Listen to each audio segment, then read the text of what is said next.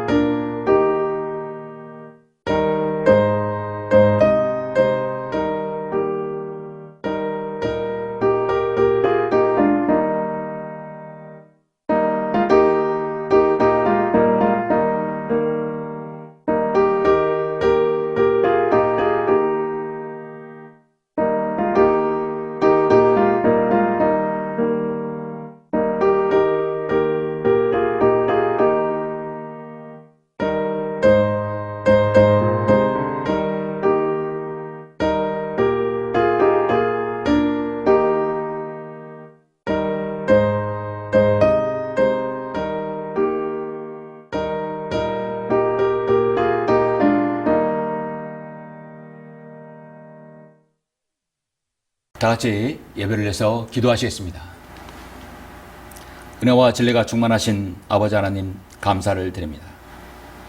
우리 주 예수 그리스도의 위대한 구속 사역을 통하여 구원받은 사랑하는 지체들 8월의 마지막 주 함께 모여 경배 들을 수 있도록 인도하심을 감사합니다. 지난 여름에는 너무도 더웠고 무더웠고 많은 어려움들이 있었고 또 집중적인 호우도 있었습니다. 하나님께서 저희들 인도하심으로 건강 지켜주시고 또 우리의 모든 생명과 모든 여건들 하나님께서 잘 지켜주심으로 평온한 가운데 주님을 섬길 수 있도록 인도하심을 감사합니다.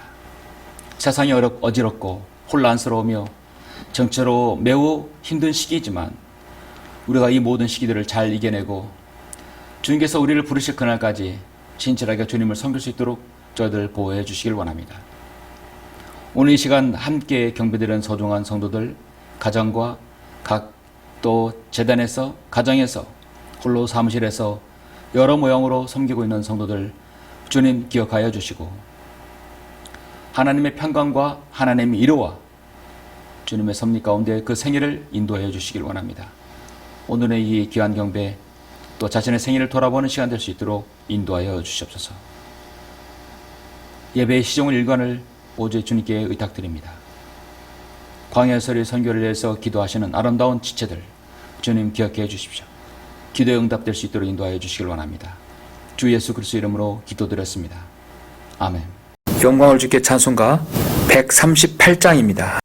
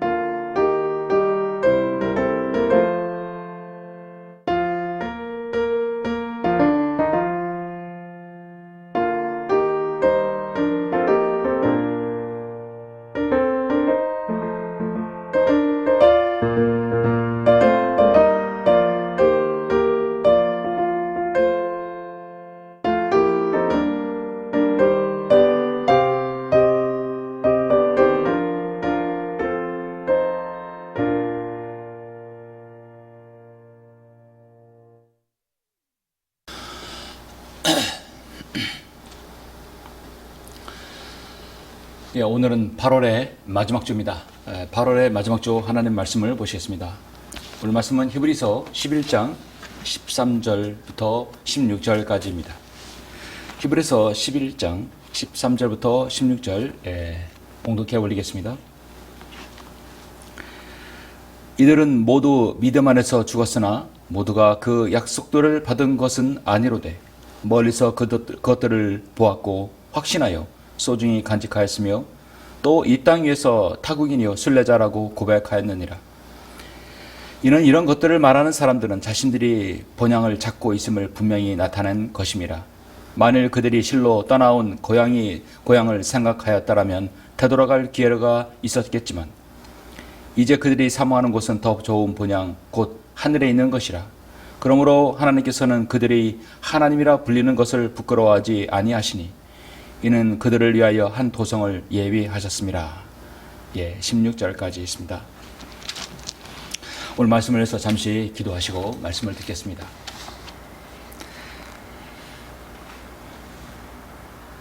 전지전능하시고 위대하신 아버지 하나님, 감사와 찬양과 영광을 돌려드립니다. 주님의 이대한 구속사역을 통하여 구원받은 사랑하는 지체들 하나님 말씀 앞에 우리가 섰습니다. 인생을 살면서 주님께서 우리 안에 우리 인생에 개입하지 않았더라면, 주님께서 하나님의 구원 계획을 우리에게 주시지 않았더라면 우리는 이 세상에서 가장 남루한 인생이며 가장 비참한 인생이었을 것입니다. 예수 그리스도의 보혈로 구원받아 저 천성 본향을 향하여 우리가 그 가는 믿음을 가지고 이 땅에 사는 순례자의 삶을 살 수 있도록 저희들 인도해 주심을 감사합니다. 언젠가는 주님께서 우리를 부르실 그 본향으로 이제 우리는 갈 것입니다. 이 땅의 모든 여정 가운데 하나님께서 함께해 주시고 예수 그리스도를 믿고 구원받은 우리의 삶과 믿지 않는 삶이 너무도 참으로 이제 결론적으로 비견될 것입니다. 아버지 하나님, 이 땅의 삶이 어렵고 힘들고 또 지치고 또 많은 것들이 실망 가운데 있다 하더라도 오직 하나님께 대한 소망을 두고 저희들 살아갈 수 있도록 인도하여 주옵소서. 오늘 그런 말씀으로 힘을 얻기를 원합니다. 이 말씀과 이 귀한 설교 말씀에 하나님께서 기름 부어주시고 함께해 주십시오. 주 예수 그리스도 이름으로 기도드렸습니다. 아멘. 말씀의 제목은 순례자의 본향이라는 말씀으로 잠시 말씀을 전하겠습니다. 순례자의 본향입니다. 저는 최근에 한 뉴스를 그 인터넷 뉴스를 보고 정말 깜짝 놀라고 정말 대단한 한 사람이다. 정말 놀랄 만한 뉴스를 하나 보았습니다. 이것은 1969년생, 저와 비슷한 나이죠. 1969년생의 영국의 헐에서 태어난 전직 낙하산병 출신의 탐험가에 관한 이야기입니다. 이름은 칼 부시비. 칼 부시비라는 영국 사람이죠. 이는 뭐 특수부대이기도 하죠. 그리고 또 탐험가입니다. 그는 1998년, 지금으로부터 약 27년 전 남미의 칠레의 끝자락인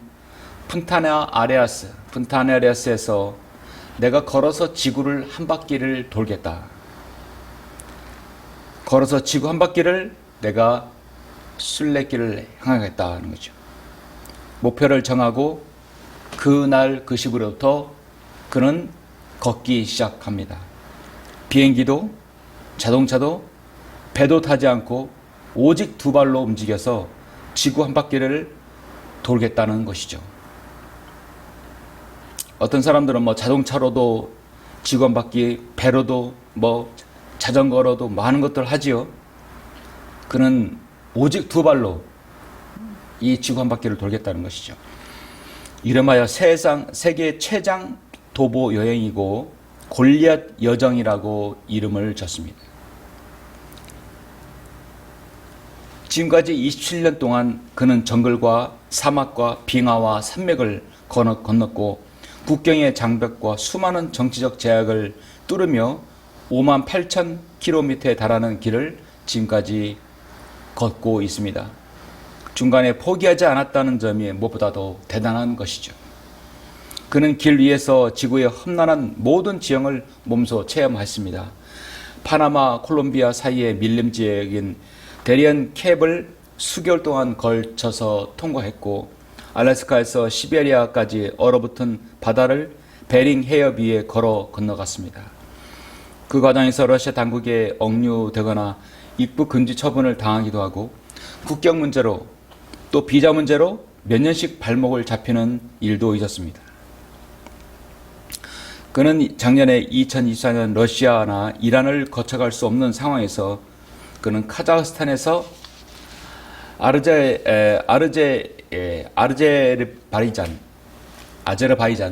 아제르바이잔에서 카스피해를 288km나 수영으로 건너며 전 세계 언론을 놀라게 했습니다. 무려 288km를 수영으로 건넜다고 합니다. 132시간 넘게 물 위에서 버티며 바다를 건넜다는 사실, 그 자체가 인간의 한계를 넘나드는 도전이자 기적 같은 사건이었습니다. 그 여정은 단순히 도보 여행을 넘어서 한 인간이 자신의 의지와 두 발만으로 어떻게 세상과 맞서고 또 살아가는 상징적인 이야기로 자리 잡았습니다. 현재 2025년 이제 8월 현재 그는 유럽에 진입해서 마지막 구간을 걷고 있습니다. 그리고 내년 한 이맘때쯤에 자신의 고향인 영국의 헐로 돌아간다는 목표를 하고 있습니다. 저는 그와 같은 이야기 뉴스를 들으면서 참으로 전율이 돋았습니다. 다른 거를 어떤 도구를 사용하는 것이 아니라 어떤 교통의 수단을 통해서 가는 것이 아니라 오로지 두 발로, 그거를 무려 27년 동안 그를 걸었다는 것이죠. 칼 92의 이 탐험가의 이야기는 기록을 세우기 위한 여정을 넘어섭니다. 인간이 얼마나 끈질기게 단순한 걷기라는 것을 통해서 세상의 모든 장벽과 국경을 넘어설 수 있는가를 보여주는 정말 한 인간의 서사입니다. 27년간 이어진 발걸음을 통해서 인간의 한계와 가능성을 동시에 증명하고 있는, 어떻게 보면 살아있는 전설이라고 할 수 있죠. 그는 그것을 마쳤을 때 그에게 묻고 싶은 것이었습니다. 왜 걸었을까? 왜 걸을까? 많은 탐험가들이 산을 오를 때, 산 정상에 오를 때 그 희열을 맛본다고 합니다. 등산가, 암벽 등반가, 왜 그곳을 올라오고 또 왜 그곳을 탐험하느냐? 산이 거기에 있기 때문이라고 그들은 말하죠. 그는 인생의 3분의 1 되는 시간을 걸었습니다. 그 사람보다 더 집에 가고 싶고 그 사람보다도 고향에 가고 싶은 사람이 있을까요? 집에 돌아가면 그의 부모님은 이미 노년에 되어 있을 테고, 자녀가 있다면 자녀들은 이미 성년이 되었을 테이죠. 그는 3분의 1 되는 27년, 30년의 기간 동안에 그 기간이 과연 그 낭비였을까? 아니면 기나긴 인생의 여정의 한 순간이었을까? 어쨌든 대서사, 한 인간의 서사라고 봅니다. 수많은 포기하는 순간이 있었겠고, 위험과 목숨을 앗아가는 그런 많은 사건, 사고들, 많은 어려움들, 굶주림과 그런 위험, 맹수들의 위험들이 분명히 있었겠죠. 그걸 이겨내고 이제 막바지에 다다랐다는 것을 봤을 때 어쨌든 대단한 사람이다 는 것을 느껴집니다. 우리의 모든 인생의 길은, 우리 그리스도인의 삶은 그 자체가 순례자의 여로입니다. 반드시 돌아갈 길이 있는 것이죠. 오늘 이 짧은 설교를 통해서 여러분 조금이나마 이 순례자의 여로를 걷고 이제 순례자의 우리의 그 길이 얼마 남지 않았음을 우리가 알고 더 힘을 내시라는 그런 말씀으로 여러분께 드리고자 합니다. 오늘 본문 말씀은 지금까지 교회사 2000년 동안 모든 순례자들이 힘을 얻고 가야 할 본향을 그리워하며 갈망하게 하는 구절입니다. 이 구절의 말로 가야 할 곳이 있는 우리 순례자들이 쉴 곳이 어딘지를 말씀하고 있습니다.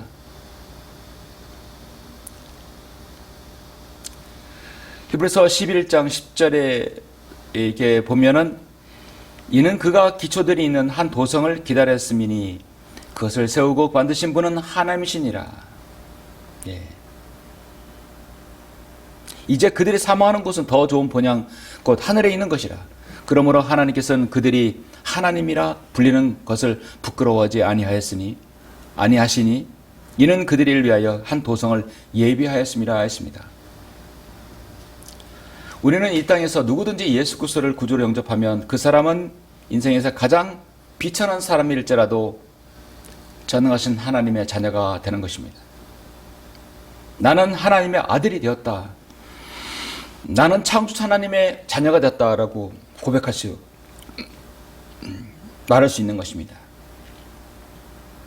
비록 지상에서는 나그네와 타국인의 삶을 살지만 나는 언젠가 본향에 이를 때 수많은 천사들의 섬김을 받으며 환호하는 성도들과 그 무리와 함께 찬란한 영광이 가득한 하나님 앞에서 주님과 나란히 앉아 세상의 모든 고생과 시름을 더 이상 떠올릴 수 없고 기억조차 할 수 없을 만큼 영광으로 가득 찬 그 기쁨으로 즐거워하게 될 것입니다. 이는 베드로전서 1장 8절 말씀처럼 너희가 그를 보지 못하였으나 사랑하며 지금도 그를 보지 못하나 믿고 있으며 또 말할 수 없는 영광으로 가득 찬 기쁨으로 즐거워한다고 말씀하고 있습니다. 우리의 순례자의 삶이 바로 결론적으로 순례의 길을 마칠 때 그 순례가 얼마나 값진 것인가를 알게 될 것입니다.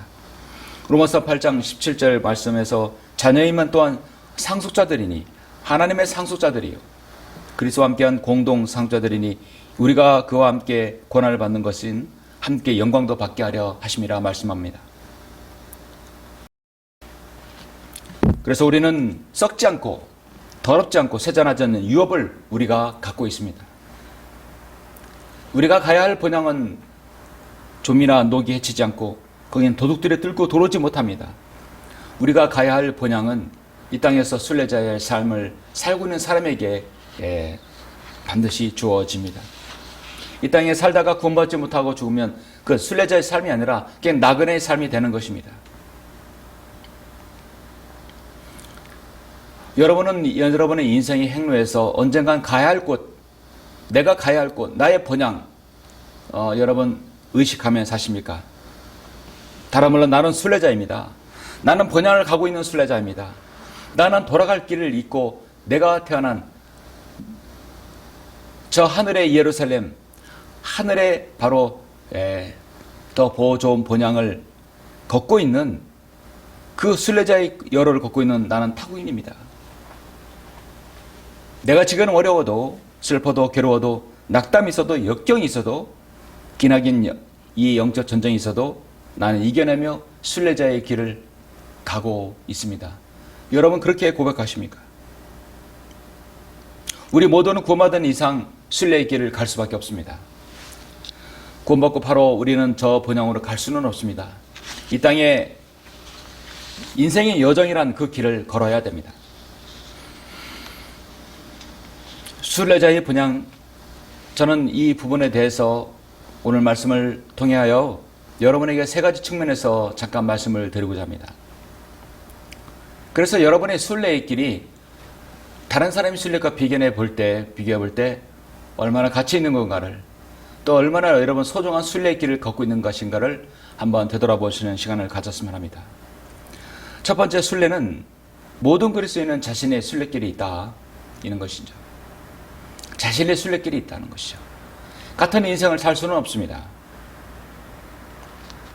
이 영국의 탐험가가 27년 동안 순례길을 할 때 누구도 그걸 시키지 않았을 것입니다. 이건 어떻게 할 수 없는 것이죠. 자신의 선택에 의한 것이겠죠. 걸어서 세계를 한 바퀴 돌자. 쉽게 생각할 수 없는 결정이죠. 중간에 얼마나 많은 국경을 넘어갈 때 정치적인 그런 부분, 또 밀림과 사막을, 또 바다를 통할 때 얼마나 많은 죽음의 위협이 있겠습니까? 그러나 그는 그걸 마다하지 않고 이겨냈고, 많은 정치적인 마찰에서도, 비자 문제에서도 그는 결국 국경을 넘나들면서 이제 마지막 유럽의 관문을 통과하여 이제 자신의 고향으로 돌아갈 길을 남겨놓고 있다고 합니다. 누구나 우리는 순례길을 갖고 있습니다. 저마다의 인생의 여로를 하나님께서 허락하시는 것이죠. 우리가 순례길을 행할 때라고 했을 때 간증을 말하는 대표적인 사람이 바로 이스라엘의 시조 야곱이라고 우리는 야곱을 들 수 있습니다. 창세기 47장에서 우리는 야곱의 인생을 한번 볼 수 있습니다. 오늘 본문의 히브리 11장에서 믿음의 예를 들고 있는데 지금도 야곱의 믿음에 대해서 포함하고 있습니다. 야곱은 일단 태생부터 참으로 어머니 태에서 나올 때 에서의 발꿈치를 잡고 태어났기 때문에 벌써 쌍둥이라 할지라도 다툼이 있었고 무엇인가 쟁취하고자 하는 그런 간절한 열망이 있었습니다. 야곱은 그것이 태중에 있을 때도 형 에서와 싸웠고 갈등을 일으켰고 거기서부터 무엇인가 갖고자 하는 강력한 쟁취력, 성취하고자 하는 욕망이 있었습니다. 야곱의 모친 리브카는 주님으로부터 형이 아우를 섬기리라는 하나님의 말씀의 예언을 듣게 되고 또 야곱이 앞으로 이스라엘의 하나님 민족을 거기서 태동이 할 것이라는 것을 그는 일찌감치 알았습니다. 또 자신 야곱도 그렇게 성취되기를 기다렸습니다. 그 첫 번째 관문이 바로 장자권을 탈취하는 것이었어요. 태어날 때부터 먼저 나오려고 애쓰렸던 야곱은 결국 붉은 단팥죽 한 그릇으로 에서의 장자권을 자신의 것으로 가져갔어요. 야곱 역시 하나님의 의지대로 살았지만 너무도 육신적이라 자기 꾀를 의지하면서 머리를 써서 썼던 인물이었습니다. 그리고 어머니 리브카의 도움을 받아서 형 에서의 옷을 입고 몸에 털을 붙여서 온몸에 변장을 하고 심지어 장자에게 주는 축복의 그 축복도 가져갔던 것이죠. 그렇게 해서 이후에 에서와는 원수지간이 되고 맙니다. 야곱의 순례길은 여기서 또 시작됩니다. 도망자가 되는 것이죠. 어머니와 생이별을 하고 파단 아람의 외삼촌 라반의 집에 도착해서 고생하며 라반의 두 딸을 아내로 맞이하고 또 그들을 위해 7년씩 14년을 봉사하게 됩니다. 그런 과정에서 그는 많은 것을 얻어서 자신의 고향으로 돌아가게 되죠. 하나님께서 그에게 나타나서 내 조상의 내 친족에게로 돌아가 내가 너와 함께 하리라는 하나님의 말씀을 듣고 그는 외삼촌 가족과 헤어지게 됩니다. 그런 과정에서 야곱은 하나님의 천사와 씨름하게 되는데 그 결과 넓적다리가 유골되어 부상을 입게 되고 다리를 절게 됩니다. 그러나 끝까지 나를 축복해 달라고 그리고 이스라엘이라는 이름을 받게 됩니다. 극적인 에서와의 조우를 하게 되었고 화해를 하게 되지만 역시 하나님께서는 각자 인생을 살게 합니다. 야곱의 12아들이 요셉의 형들에 의해서 그 12아들 낳았는데 마지막 막내 11째 아들이죠. 베냐민의 형 요셉을 알게 되는데 이제 요셉은 형들에게 미움을 사게 되고 결국은 이집트로 팔려가게 되죠. 그 요셉 때문에 결국 야곱은 가족들은 모두 다 이집트로 다 이주하게 됩니다. 하나님의 섭리로 요셉은 총리가 되고 그 총리 덕에 야곱은 바로 이집트로 이주하게 해서 살게 되죠. 거기서 무려 430년간 살게 됩니다. 이스라엘 인구는 이제 200만 명에 가까운 인구가 되게 되죠. 야곱의 식구들이 이때 총리인 요셉 때문에 가장 좋은 땅 고센 땅으로 가게 되어서 거기에 이때의 왕을 대면했을 때 그는 자신의 나이가 얼마냐고 물었을 때 그는 이렇게 대답합니다. 창세기 40장 8절에 보니까 이렇게 대답하죠. 파라오가 야곱에게 묻기를 당신의 연세가 얼마나 되느뇨? 야곱이 파라오에게 말하기를 내 순례길 세월이 130년이니이다. 내 생의 세월이 짧고 험악하였으나 내 조상들의 순례인 날들 곧 그들의 생의 세월에는 미치지 못하나이다. 내 순례길 세월이 130년이라고 말하고 있죠. 성경에서 가장 많이 이동했던, 많이 돌아다녔던 사람이 바로 야곱입니다. 야곱보다 산전수전, 풍진세월, 파란만장한 그런 인생은 없었습니다.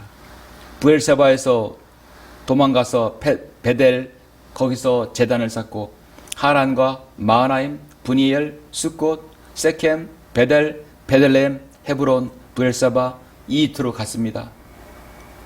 그리고 그의 또 가족들은 다시 또 가나안 땅으로 들어왔죠. 성경에서 가장 많은 순례길을 거친 사람 바로 야곱이었습니다. 그래서 야곱은 자신이 그것을 순례길이라 했죠.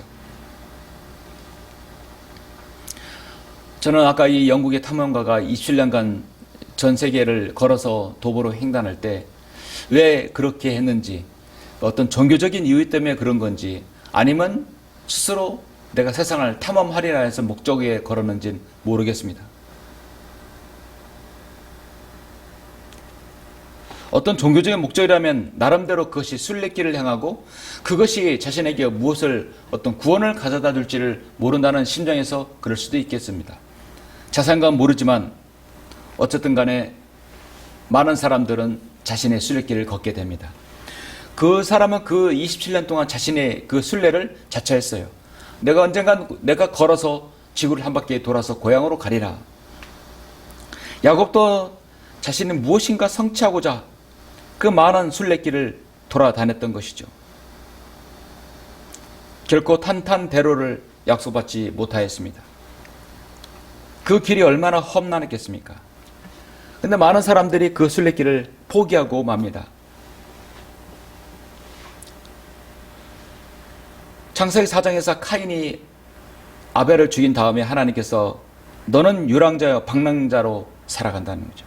내가 땅을 경작하여도 이제부터는 내게 효력을 내지 않을 것이요 너는 땅에서 도피자와 유랑자가 되리라고 성경은 말씀하고 있습니다. 누구든 자신의 생애를 살면 자신의 순례길을 살게 됩니다. 그 순례길을 자신이 선택한 길이 되겠죠. 순례자의 본향 두 번째로, 순례자는 또 다른 순례자를 낳는다는 것입니다. 순례자를 또 낳는다는 얘기는 그 순례가 얼마나 가치 있는 개인의 서사인가를 알려주는 것이죠.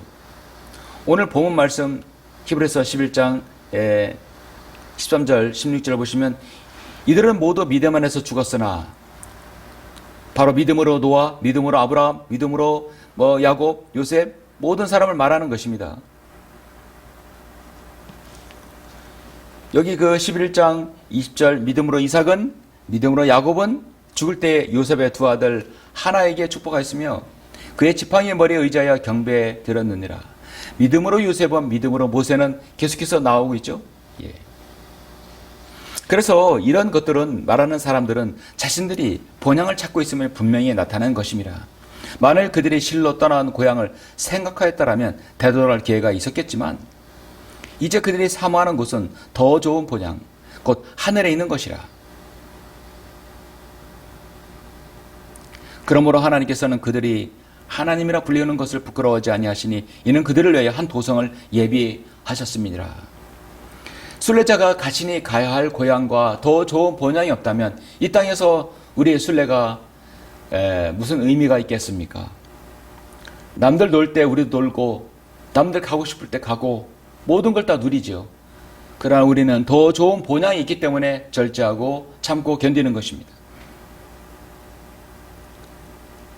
여러분은 여러분의 순례길을 가면서도 또 다른 우리가 외롭지 않는 순례를 갈 수 있다는 것이죠. 우리가 주님을 믿고 섬기면서 가는 그 여정이 우리만이 아니라는 사실, 또 다른 나와 같은 그리스도인 성도가 있다는 사실. 그래서 우리는 순례자는 또 다른 순례자를 낳아야 됩니다. 바로 우리 성경대로 믿고 신앙하는 그리스도인입니다. 하나님의 약속을 확실히 받고 그 언약이 실현되는 것으로 믿는, 성령대로 믿는 진정한 순례자들입니다.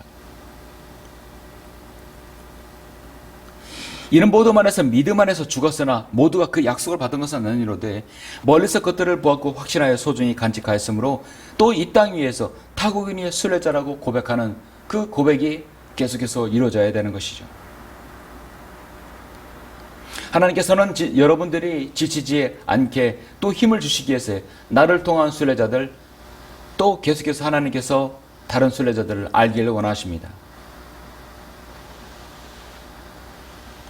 존 버년이 영국의 베드퍼드 지하 감옥에서 허가 없이 설교했다는 제목으로 12년 동안 감옥에 있으면서 철로 역정을 기록하였죠.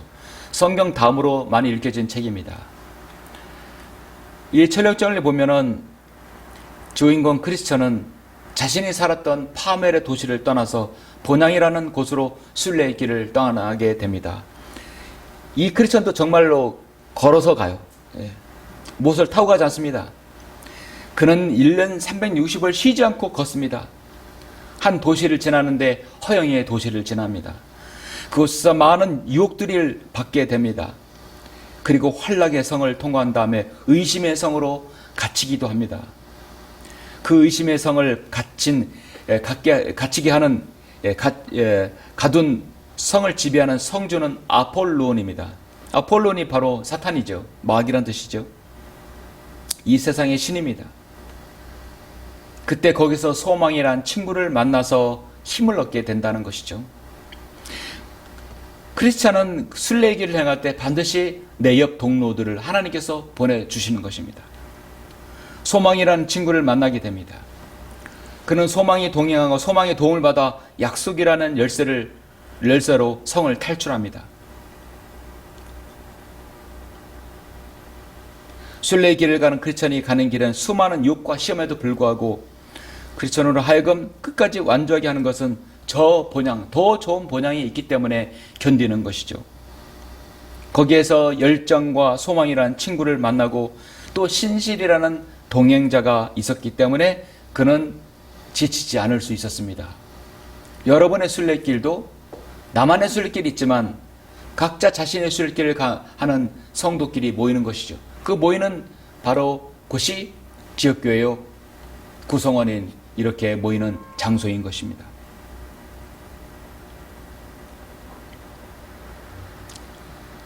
크리스천의 가장 또 친한 동행자 신실이라는 친구는 중간에 순교를 당합니다. 그리고 끝까지 완주하게 도와주는 친구가 바로 소망입니다. 우리가 이 세상 끝까지 주님과 함께 한다는 가지고 있는 것이 우리가 내가 더 좋은 본향을 가게 할 수 있다는 것이 바로 소망이죠. 그래서 존 버년의 철로역정은 우리가 알고 있는 신앙의 용어들이 모두 다 의인화되어서 이게 나오죠. 이것이 한글 긴진 성경으로 번역이 된다면 정말 멋진 책이 될 것 같아요. 여러분, 우리는 지금 순례의 길을 걷고 있습니다. 번연의 말대로 어디만큼 왔을까? 낙심이란 구덩이에서 내가 빠져나오지 못하는 것, 환락이란 성에 덫에 걸려서 사망의 음침한 골짜기에 내가 갇혀 있는 것인가? 허영의 시장에서 눈독 들여 거기에 붙잡혀고 있지는 않는가? 끝까지 우리는 소망의 음성을 듣고 소망을 친구 삼아 가야 됩니다. 존 버년은 크리스찬이라는 주인공을 통해서 이렇게 말합니다. 마지막에 자 형제여 힘을 내세요. 저기 저 성문이 보입니다. 사람들이 우리를 맞으러 나와서 기다립니다. 성경은 더 좋은 본향이 우리를 기다리고 있다고 말씀하고 있습니다. 크리스천에게 하늘 도성에 이르는 길은 저 뿔라 땅은 결코 쉬운 길이 아니었듯이 우리 자신의 순례길도 그렇게 순탄하지 않다는 것이죠. 그래도 소망이라는 친구가 있음을 기억해야 됩니다. 그래도 내 옆, 내 성도가 있다는 사실을 우리는 알아야 됩니다. 우리가 순례길을 행할 때 이렇게 같은 순례길을 동행하는 성도가 있을 때 우리는 외롭지 않을 것입니다. 여러분의 순례의 길에도 동행자가 있으십니까? 고독하게 혼자서 27년 동안 세계를 도는 그 자체. 1년은, 아니, 한 달, 며칠만이라도 홀로 걷는다는 것 자체가 상상 이상인데, 어쨌든 그 영국의 탐험가는 대단한 사람인 것 같습니다. 그가 정말 인생의 순례길을 알고 있는, 정말 하나님 알고 있는 진정한 순례길을 가기를 원하는 것이죠. 순례자의 본향 마지막 세 번째로 순례자에게는 쉴 곳이 있다 하는 것이죠. 베드로전서 2장 11절의 말씀해 보시면 사랑하는 자들아 타국인 같고 순례자 같은 너희에게 권고하노니 혼을 거슬러 싸우는 육신의 정욕들을 멀리하라. 이는 너희가 이방인들 가운데 행실을 바르게 하여 그들이 너희에게 악을 행하는 자라고 말하다가도 너희의 선한 일들을 보고 감찰하시는 그날에 그들로 하나님께 영광을 돌리게 하려 함이라 했습니다. 먼 길을 여행할 때 가장 힘들고 거추장스러운 것이 바로 자신이 지고 있는 짐들일 것입니다. 가벼운 짐이라고 계속 들면 그것도 힘든 짐이 되는 것이죠. 이 세상에서 가장 무거운 짐은 바로 죄의 짐입니다. 지게차로도 버스로도 비행기로도 돈으로도 결코 해결할 수 없는 죄의 짐입니다. 우리는 그 죄의 모든 근본적인 짐을 해결해 놓았어도 순례의 길을 갖고 있을 때 계속해서 우리는 그 죄의 짐을 우리는 갖고 갈 수밖에 없습니다. 그래서 계속 내려놔야 됩니다. 자백하고 내려놓고 내려놔야 됩니다. 죄 덩어리들이 계속해서 짊어지고 간다면 얼마나 순례길이 힘들겠습니까? 주님께서 우리에게 말씀하십니다. 순례길을 가는 여러분에게 마태복음 11장에서 수고하고 무거운 짐진 자들아 다 내게로 오라. 그러면 내가 너에게 쉼을 주리라. 쉼을 주리라 하겠습니다. 나는 마음이 온유하고 겸손하니 내 멍에를 메고 나에게서 배우라. 그리하면 너희가 너희 혼에 쉼을 얻으리라. 내 멍에는 쉽고 내 짐은 가볍기 때문이라 말씀합니다.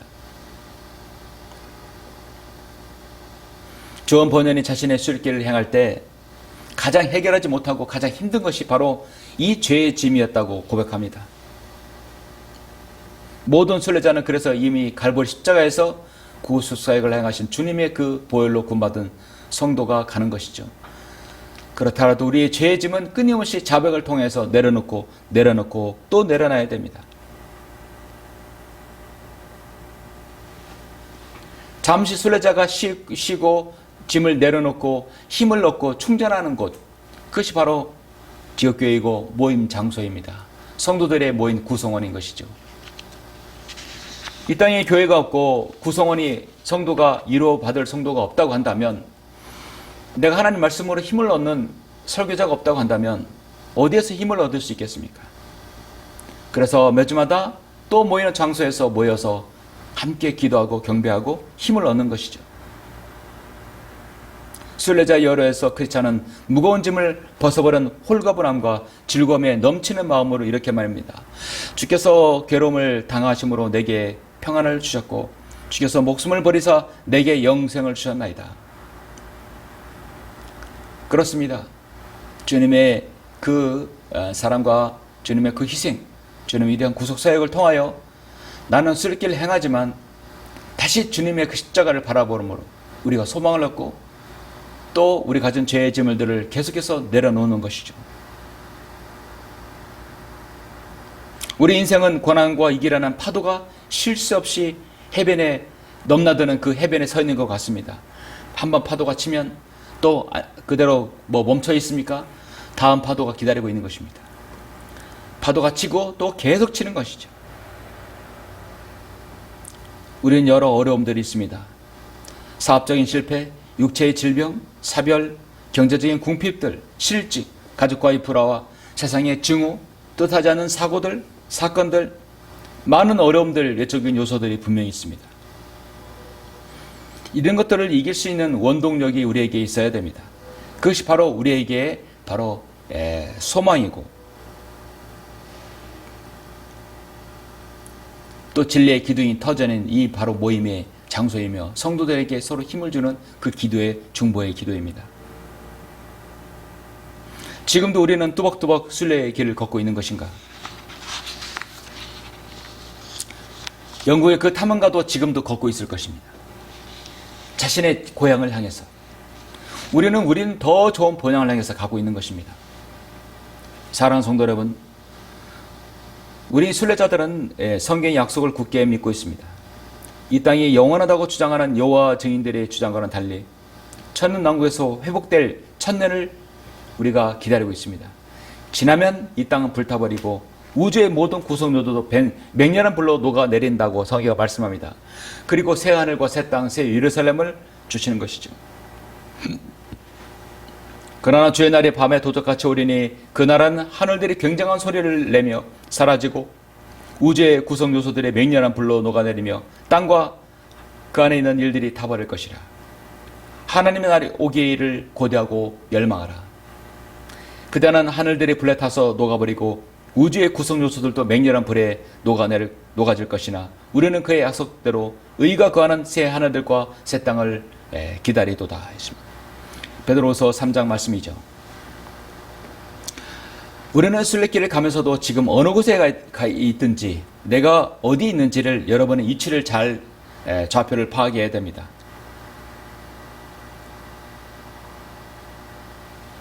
나는 자신의 순례길을 가고 있는 것인가? 한 그리스도인으로서 한 생애를 살고 있는 바로 여러분 자신의 그 서사를 쓰고 있는 것인가? 그리고 또 다른 순례자, 그들을 낳고 또 다른 나보다 앞선 순례자와 나는 계속 그 순례자를 따라가고 있는 것인가? 나의 발자취의 순례자를 보고 또 그 사람이 나를 따라오고 있는 것인가? 우리는 우리의 믿음의 선진을 따라서 계속해서 순례의 길을 걷고 있습니다. 그리고 언젠가는 우리인 순례자에게는 쉴 곳이 있다는 것입니다. 새 땅, 새 하늘, 우리에게는 새 예루살렘이 우리에게 기다리고 있습니다. 세상에서 한 번도 본 적이 없는 수많은 저택들, 그 누구와도 참으로 비교할 수 없는 그 어떤 상상해보지 못한 풍성하고 쾌적한 유업이 있는 곳으로 우리는 가게 될 것입니다. 그 어떤 사람이 자랑하고 늘어놓고 그렇게 좋은 성을 보았다 할지라도 그것과 비교될 수가 없죠. 새 예루살렘의 광경은 누구도 상상할 수 없을 것입니다. 우리의 더 좋은 본향, 그것이 우리를 기다리고 있습니다. 아브라함이 찾던 하늘의 본향은 기초들이 있는 한 도성이었었고, 그것은 우리가 지상의 제로 변할 도시들과 폐허가 될 집들을 대신에 찾고 있는 연구한 도성이라고 히브리서 13장 14절에서 말씀합니다. 인간의 두뇌로서는 상상과 가늠하기 힘든 일들이 앞으로 우리 순례자들에게 마지막 여로에서 보여질 것입니다. 오늘 본 말씀을 읽고 마치겠습니다. 이들은 모두 믿음 안에서 죽었으나 우리 앞에 있는 믿음의 선진들은 믿음 안에서 죽었습니다. 잠시 잠깐의 생을 살았지만 그들은 순례길을 행했습니다. 모두가 그 약속들을 받은 것은 아니로되 멀리서 그들을 보았고 확신하여 소중히 간직하였으며 또 이 땅에서 타국인의 순례자라고 고백하였느니라. 저와 여러분은 타국인의 순례자이지만 갈 곳이 있습니다. 이런 것들을 말하는 사람들은 자신들이 본향을 찾고 있음을 분명히 나타낸 것입니다. 만일 그들이 실로 떠나온 본향을 생각하였더라면 되돌아갈 기회가 있었겠지만 이제 그들이 사모하는 곳은 더 좋은 본향이라 했습니다. 이 땅에서 살아야 할 우리 모든 성도들 언젠가는 새 예루살렘의 그 본향으로 갈 것입니다. 우리의 생명이 출현한 곳, 하나님의 존전이 계신 곳입니다. 그래서 성경은 더 좋은 본향, 곧 하늘에 있는 곳이라. 그러므로 하나님께서는 그들의 하나님을 불리는 것을 부끄러워하지 아니하시니 이는 그들을 위하여 한 도성을 예비하였습니다. 바로 그 도성이 바로 우리가 가야 할 도성, 새 예루살렘 도성인 것입니다. 우리의 믿음 여정은 각자의 여정이 있습니다. 여러분의 인생에서 여정은 지금도 계속 걷고 있죠. 순례의 길을 포기해서는 안 됩니다. 허영의 도시와 환락의 성과 많은 유혹과 어려움들이 있다 하더라도 우리는 우리의 순례자들의 동료를 찾아서 소망, 친구, 또 신실한 친구들을 찾아서 같이 동행해야 됩니다. 그리고 이 순례길을 포기해서는 안 됩니다. 세상의 육신의 그 기나긴 27년간의 그 여정을 포기하지 않는 우리는 적어도 예수 그리스도를 믿고 구원받은 사람이기 때문에 어떤 일에서도 그보다 더 강인한 정신과 마음과 신앙으로 이 순례길을 끝까지 가야 될 것입니다. 그렇게 해서 더 좋은 번영에서 만나기를 바라는 것이죠. 그런 아름다운 순례길 여정을 갖고 있는 여러분들 되시길 간절히 바랍니다. 기도하시겠습니다. 위대하신 아버지 하나님, 감사를 드립니다. 우리는 이 땅에서 각자의 자신의 순례길을 행하고 있습니다. 그 모든 순례길에서 하나님께서 함께 하시고 또 순례의 여정에 바로 또 다른 순례자를 우리가 낳고 앞선 순례자들을 우리가 봄으로써 결코 외롭지 않는 결코 홀로의 순례가 아닌 것입니다. 하나님께서 여기 있는 각자의 여정을 갖고 있는 모든 순례자들 하나님께서 함께 해주시고 우리의 여정이 포기하지 않도록 저들 힘을 주시고 소망 가운데 주님을 섬길 수 있도록 인도하여 주시옵소서. 주 예수 그리스도 이름으로 기도드렸습니다. 아멘.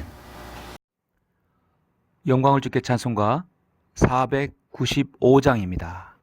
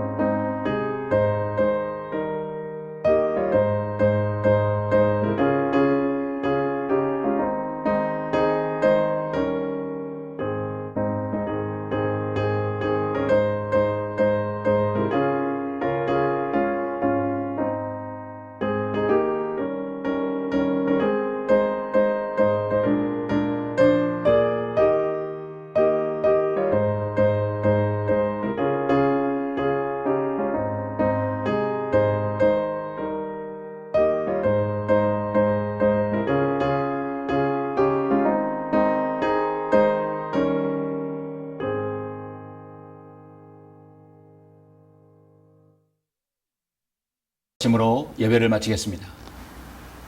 우리를 사랑하시는 아버지 하나님, 감사를 드립니다. 우리는 인생을 살아가면서 긴 여정을 걷고 있습니다. 각자의 순례길을 행하고 있습니다.